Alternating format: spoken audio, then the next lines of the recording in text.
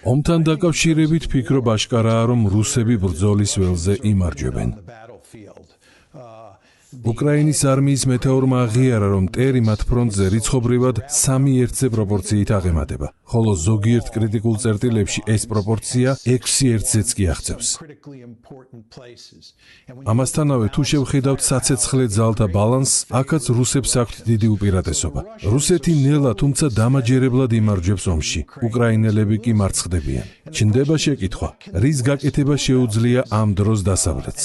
ამ შეკითხვაზე პასუხია, რომ დასავლეთს მნიშვნელოვანი არაფრის გაკეთება არ შეუძლია. ჩვენ ეკონომიკური ბერკეტიც არ გვაქვს. ახლა მიდის საუბარი იმასთან დაკავშირებით, რომ შესაძლოა უკრაინას ტომაჰავკის ტიპის რაკეტები გავოგზავნოთ. ჩემი აზრით, არ გვაქვს იმდენი ტომაჰავკი, რომ ისინი უკრაინელებს გადავცეთ. არ მგონია, რომ ტრამპმა ეს ნაბიჯი გადადგას. თუმცა ასეც რომ მოხდეს, ეს არაფერს შეცვლის. შეგახსენებთ, რომ ჩვენ მათ ატაკამსები გავოგზავნეთ, რომელთა წყალობითაც უკრაინას ომში უნდა გაემარჯვა. ასევე გადავეცით ჰაიმარსებიც, F-16-ებიც. ყველა ეს სამხედრო ტექნიკა ჯადოსნური საშუალება უნდა ყოფილიყო უკრაინელების ხელში.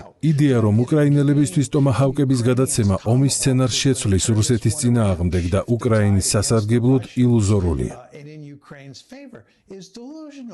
რეალობა არის ის, რომ უკრაინა ომს წააგებს. დასავლეთი ომს წააგებს და ეს მწარე სიმართლეა.